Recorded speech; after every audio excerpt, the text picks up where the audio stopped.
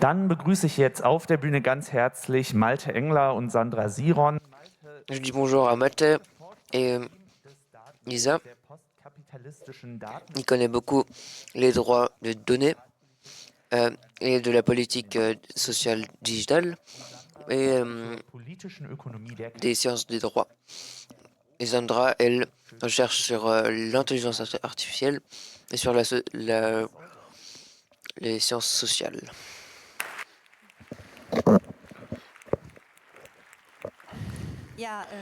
Oui, merci. Et bienvenue à notre session avec le titre L'IA après le capitalisme. Est-ce que ChatGPT a encore une place dans le nouveau monde? Je suis Sandra, c'est Malte.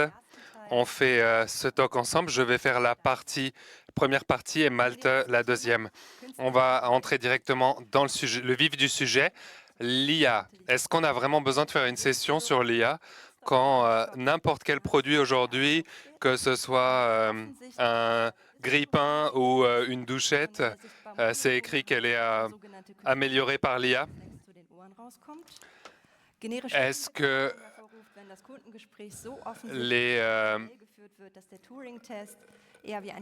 le Turing test apparaît comme une vieille blague? L'IA, c'est des vieilles capillaires de notre société, de notre corps financier, etc. On devrait en parler de qu'est-ce que c'est l'AKI. La réponse est oui, et toujours oui. Parce que les dynamiques toujours plus autoritaires de notre société dans laquelle est câblée notre IA, nos possibilités techniques et nos combats techniques sont différents que hier et demain, et ceux de demain, on peut les influencer aujourd'hui.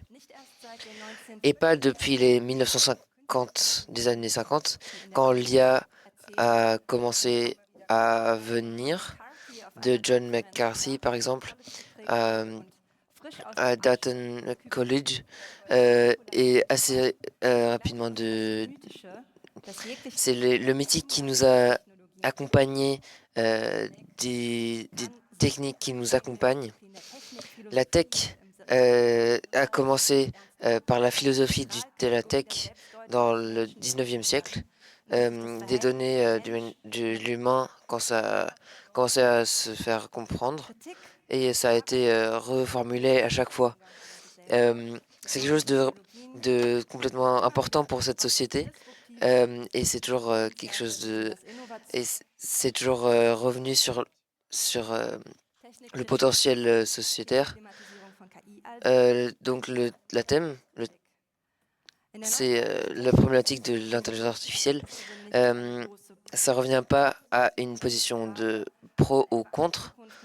Pour ou contre, c'est si on est optimiste ou pessimiste sur une machine à vapeur, mais c'est à deux pôles. D'un côté, la tech autonome et incroyable, et de l'autre côté, la tech pour l'émancipation comme utilisation humaine. D'autre côté de ces deux pôles qui viennent dans les discussions de l'intelligence artificielle, viennent les choses importantes dans les discussions. L'intelligence artificielle n'est pas toute puissante. Toute l'histoire nie sa fin.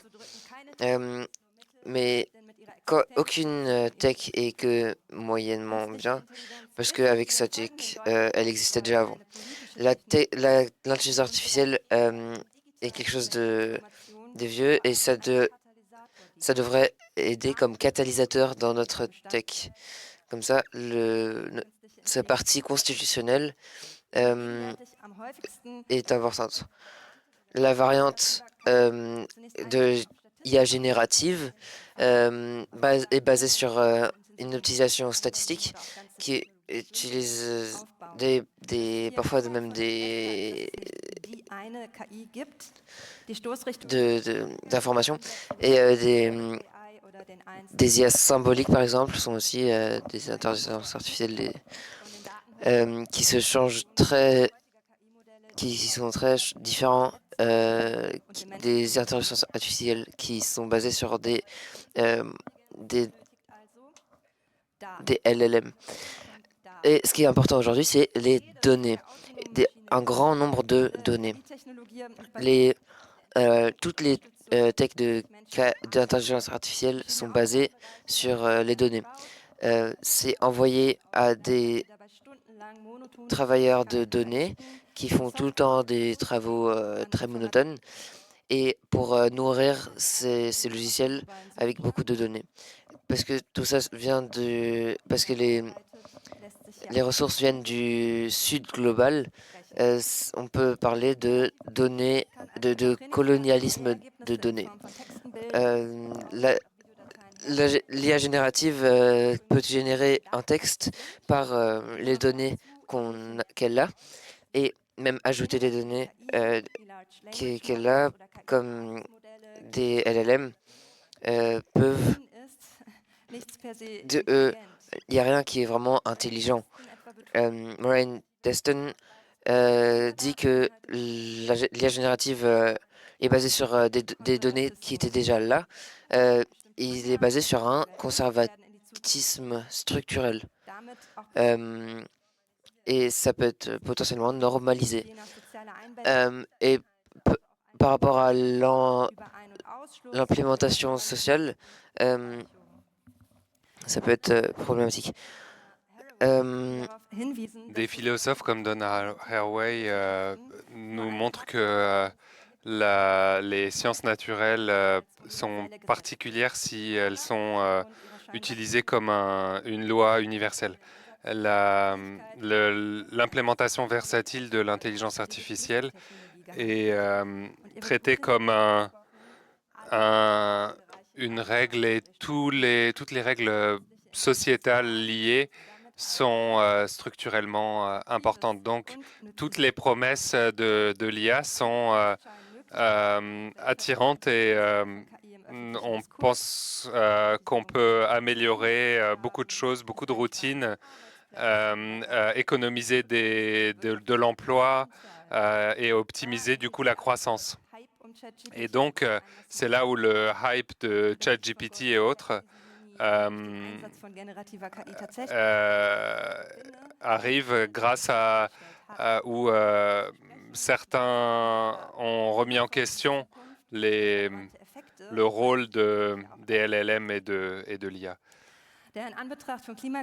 La gestion de la crise écologique, des pandémies et autres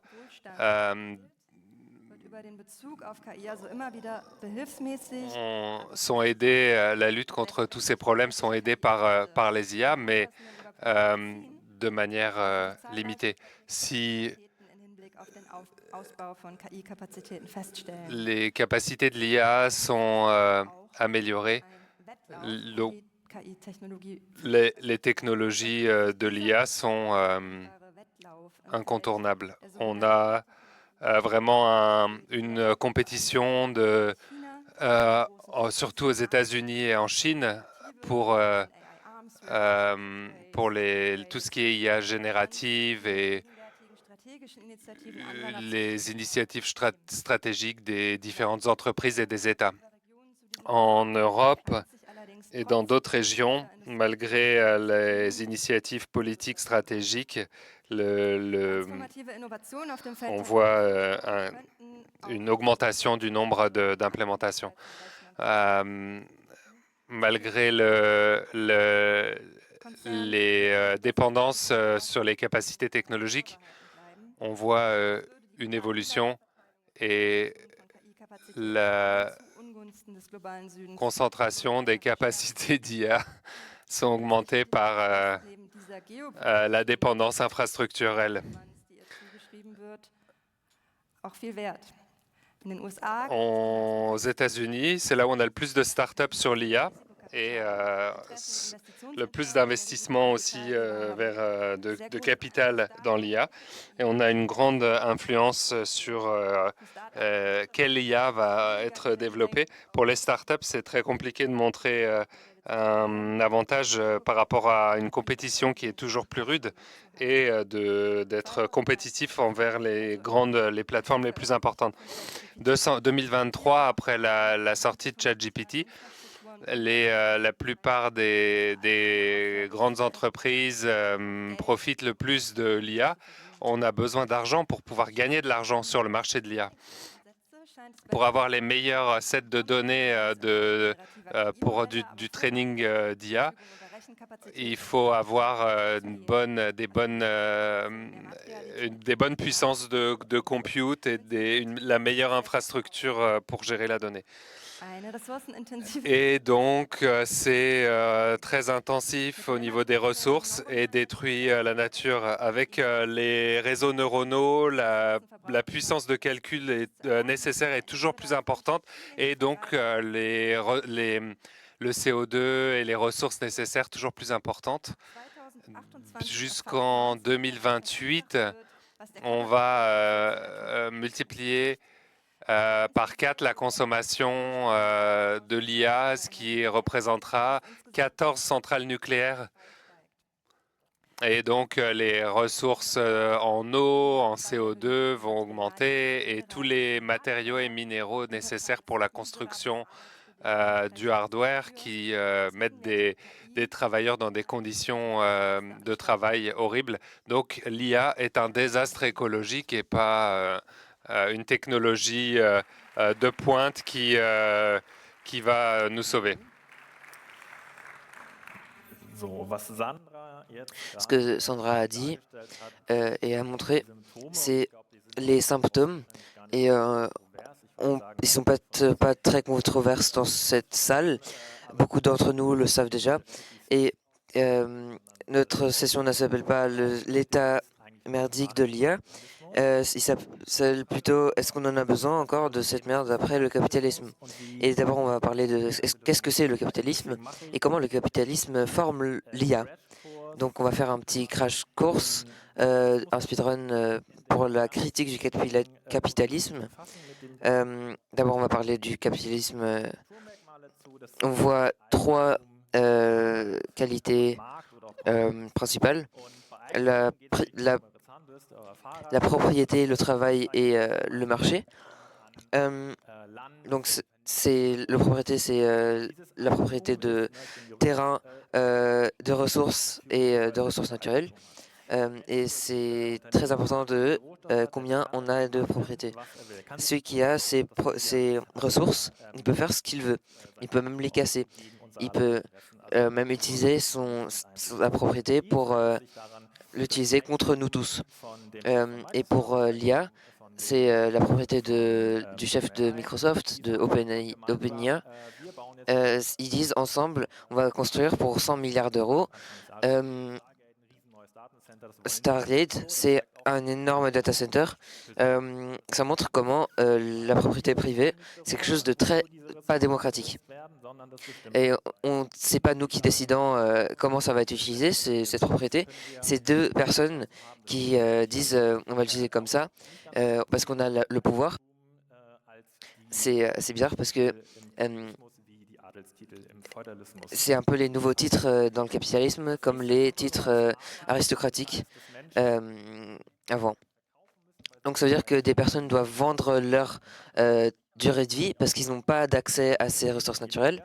Ils doivent aller voir quelqu'un qui les a, qui leur donne Ils doivent aller voir quelqu'un qui les a et leur donneront leur durée de vie.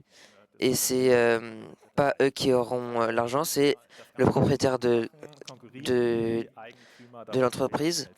Et c'est les propriétaires qui décideront qui devient le plus rapidement plus riche. Et pour ChatGPT, c'est une structure coloniale. Et on la voit plusieurs fois dans l'IA. Et elle est aussi dans le capitalisme. Et sur le marché, c'est pas par rapport à retrouver les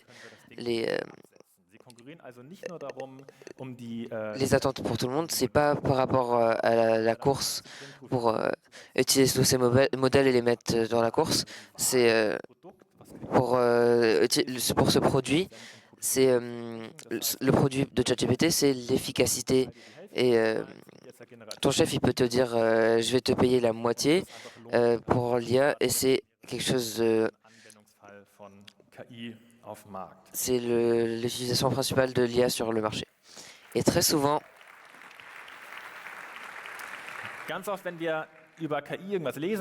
souvent quand on parle d'IA sur le Spiegel, c'est quelque chose de très bizarre. C'est ça, on devrait voir le travail invisible du Sud global. En général, il n'y a pas d'IA que du travail d'autres gens. Et ces personnes ne sont pas blanches, normalement. C'est fini le crash course du capitalisme. En général, l'IA est remplie de logique capitalistique et elle est dirigée par les personnes qui ont cette propriété. Elles prennent le travail d'autres personnes et le revendent pour avoir encore plus d'argent. Et là, c'est la vraie question. On va partir de cette dynamique. Est-ce qu'on a vraiment besoin de cette IA dans la technologie? L'IA se focus sur des LLM, sans propriété privée, sans marché, sans... ça nous arrive à des utopies. Là, on va dire, est-ce que t'es fou? On a entendu il n'y a pas longtemps que le fascisme arrive. Oui, c'est vraiment aussi grave que ce qu'on dit. Est-ce qu'on a vraiment le temps de parler d'utopie comme le monde sans capitalisme? Le capitalisme a failli dans la planète et lui fait du mal. Laurel Penny a dit dans son livre la question n'est pas si le capitalisme va tomber, mais combien de vies il va coûter.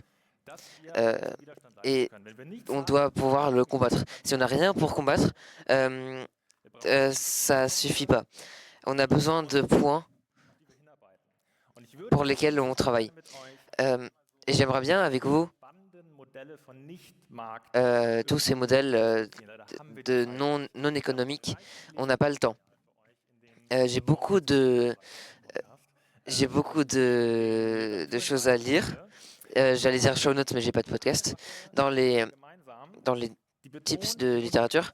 Mais tout ça, ça a quelque chose en commun. Ils influencent le rôle de la technopolitique. C'est assez nouveau. De 1993, ces deux personnes, ils ont le droit pour ce nom Écosse. Et c'est le plan effectif socialiste. Ils n'ont pas été réalisés pour les 1980. Les moyens qu'on a aujourd'hui en technologie, qui sont aussi dans l'IA, sont des très différentes que des temps quand il y avait encore des expérimentations réelles avec des formes. Pour le rendre plus concret, qu'est-ce que ça veut dire? Comment l'IA peut aider à créer un système dans lequel on n'a pas besoin sur le marché d'organiser nos attentes? Il y a beaucoup de gens qui le savent, c'est pas une idée nouvelle. Ça, c'est un brevet. Amazon a fait une idée assez intéressante. Amazon a construit un système avec lequel, avec les données qu'ils ont récupérées quand on fait des achats et des données de Warehouse, ils peuvent anticiper des achats. Comme ça, ils peuvent déjà nous donner ce qu'on veut et c'est déjà envoyé. C'est un moyen de voir dans le futur et c'est que pour les intérêts commerciaux. Mais la technologie est éventuellement utilisable pour des alternatives économiques. Mais sur le marché, il y a des gens qui construisent les chaussures, il y a des gens qui peuvent déjà les jeter. C'est rien de nouveau, c'est juste pour utiliser les ressources qui sont là. Pour vous, c'est, espérons, quelque chose pour donner un une petite étincelle, ça peut aussi aider pour trouver quelque chose. Qui connaît ça? Levez la main. Ah, c'est déjà quelques gens de plus. Ça, c'est quelque chose de artistique pour représenter CyberSyn. C'était une centrale technologique au Chili dans les années 70, quand il y avait les votes encore démocratiques et qui a construit un système socialiste. Ils ont fait des démocraties socialistes et utilisant de la technologie. Ils ont utilisé même pas du téléfax, mais du téléx pour organiser leur économie. Ça, c'est aussi un exemple comment notre technologie, notre amour pour la technologie qui nous réunit tous dans cette salle, fait ce monde et comment il le laisse derrière lui. Qu'est-ce qu'on veut éviter aussi? Oui, c'est normal. La technologie va nous sauver. La technologie ne va pas nous sauver, c'est normal. Pour l'IA, c'est surtout important. L'IA, c'est très conservatif. Ça reproduit tout ce que ça sait déjà. C'est le principe de conservatisme. L'IA, c'est homogénéisé. C'est pour ça que les textes sont toujours aussi bizarres et longs et ennuyants. C'est comme un peu la musique pop. On peut toujours attendre ce qui va s'arriver au milieu. Les grandes organisations aiment la KI parce que l'IA ne montre pas qui est responsable et cache les personnes de leurs responsabilités. Et tout ça, c'est des propriétés de l'IA qui peut rendre l'IA le plus aimable pour le spectre raciste et fasciste. Et si on veut apprendre des choses qu'on n'a pas réussi, après le capitalisme, le modèle qui nous fait ne pas réussir, c'est qu'on doit apprendre de nos erreurs, de nos expériences. Et la question c'est est-ce qu'on va apprendre de l'intelligence artificielle et de cette erreur? Donc qu'est-ce qu'on va faire de l'IA dans le nouveau meilleur monde? La couverture de ce livre que je conseille à tout le monde. En Allemagne, je trouve qu'il y a la réponse très légitime à la question est-ce qu'on a besoin de l'IA dans un monde où il y a le marché qui marche encore? Et on doit répondre avec non. Et on a le droit de parler de réponses un peu plus intéressantes sur cette question. Mais on ne veut pas dire que l'IA c'est mauvais. Voilà, la session est terminée. Non, on veut dire que les outils spécialisés dans des cercles gauchistes, c'est des gens qui en ont besoin, qui disent c'est ça et c'est le capitalisme et c'est fini. C'est pas aussi simple que ça non plus. Ce qu'on voulait dire avec cette session, c'est de vous motiver. C'est ce que fait le CCC. C'est notre amour pour la technologie, qu'on l'utilise pour un projet transformateur, et de penser à l'extérieur du critique. Pas de penser que je viens encore faire une conférence, pas de penser que s'il y a un produit qui va sortir, qu'on peut encore vendre, et d'arrêter de penser si je veux amener une technologie à l'homme, si je veux commercialiser une technique, on doit utiliser un startup et l'argenter. C'est de penser avec les mêmes logiques et à la place de penser à des utopies et vraiment avoir le courage de penser en utopie. Si vous voulez en savoir plus, n'hésitez pas. Merci beaucoup.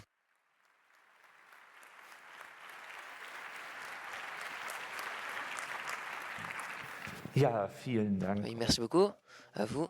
On a aussi encore quelques minutes pour des questions et réponses.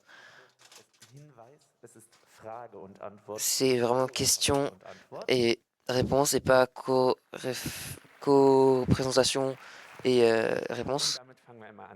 Et c'est comme ça qu'on commence avec micro 1, 2. Bonjour. Oui, merci beaucoup pour votre session. C'était très intéressant que le capitaliste utilise les outils pour dérober les personnes d'information. C'était toujours comme ça. Mais en même temps, j'ai l'impression qu'avec l'IA, on peut aussi s'optimiser soi-même, donc se changer soi-même, parce que l'homme est encore plus conservateur que la technologie.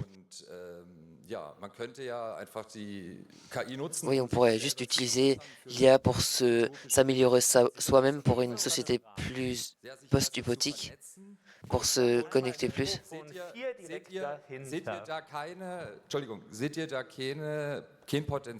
Vous voyez pas de potentiel? Ça me pose problème de répondre à cette question. Okay, uncool. Mikro 4. Ok, pas très cool. Micro 4. Ok, merci beaucoup pour votre travail et, d'amener ça dans cette conférence. J'ai l'impression que ce sujet n'est pas assez travaillé. Merci beaucoup pour ça. Est-ce que vous voyez des réseaux où les personnes s'intéressent pour rentrer? Est-ce que c'est assez pratique? Alors, venez me voir. J'ai plusieurs options plus ou moins radicales. Je veux bien les partager. Pas que pour toi. Donc, quelqu'un qui veut s'échanger avec ça, je veux bien. Venez me voir. Je connais aussi un réseau de planification pour des gens qui, comme toi, qui ont envie de continuer à penser à ça. C'est une question d'Internet. Avec le livre Quality Land, est devenu un système de rêve comme ça, donc socialiste, pas capitalisme. C'est plutôt une dystopie où les personnes ont perdu leur propre pensée. C'est plutôt une dystopie. C'est pas une utopie du coup, comme on l'a discuté. Malte, t'as répondu aussi que c'est pas juste qu'on a un appareil de surveillance qui fait exactement qui a ses qualités. Oui, le drone, c'est déjà ce que tu veux commander avant que tu commandes. On doit penser de la société et pas de la technologie et des produits.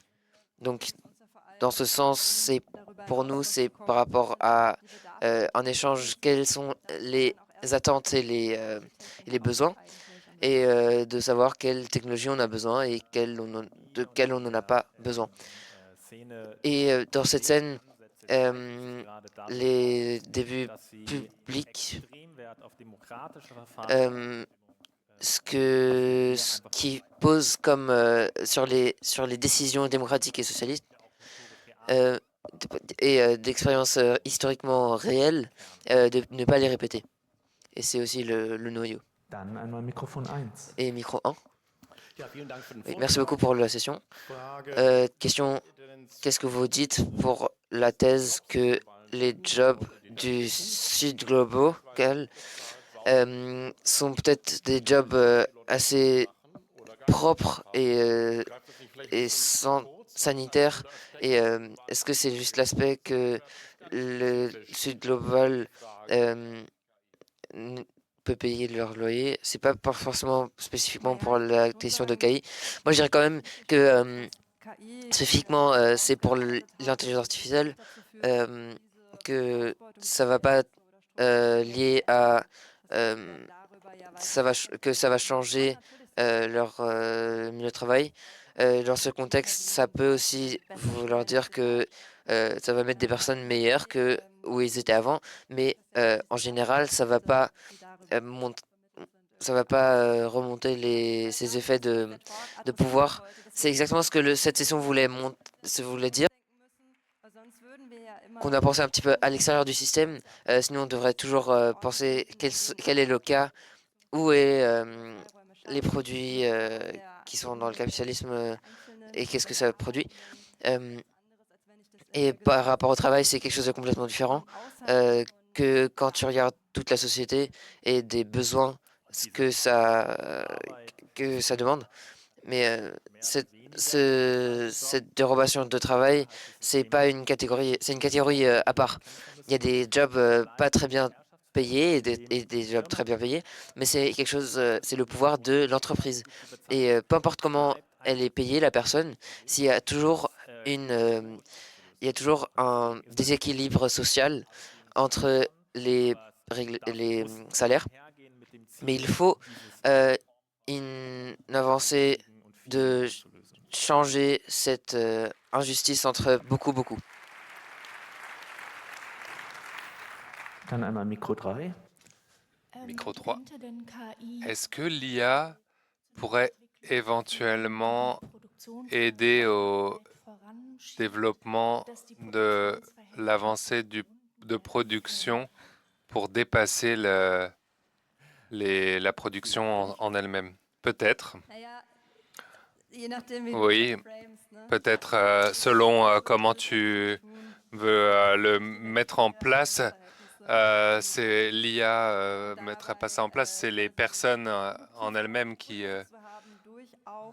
vont mettre ça en place et les avancées, les reconnaissances de différentes formes, etc.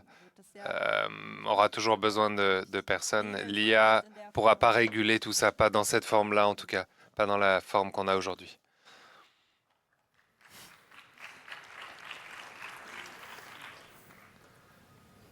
Gut, ich sehe keine weiteren Menschen ein Mikrofon. Gibt es noch eine Frage aus dem Internet? Question d'Internet? Non? Internet, dann bitte noch mal ein Merci, on applaudit. Et merci d'avoir écouté cette traduction, principalement effectuée par Elphias. Vous pouvez nous laisser vos commentaires et vos critiques sur Mastodon, C3 Lingo.